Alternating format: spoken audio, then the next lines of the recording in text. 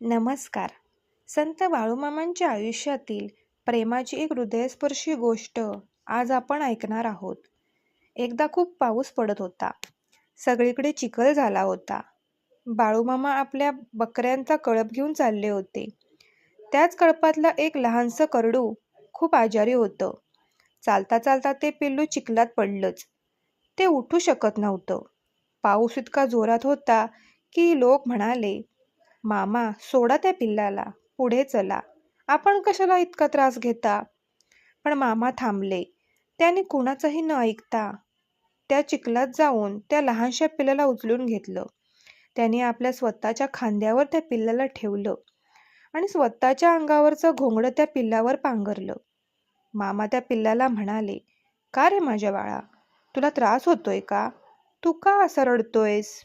मी आहे ना तुझ्यासोबत." मामाने त्या पिल्लाला जवळ धरून रात्रीच्या शेकोटीपाशी ऊब दिली. सकाळी ते पिल्लू उठलं तेव्हा ते ठणठणीत बरं होतं.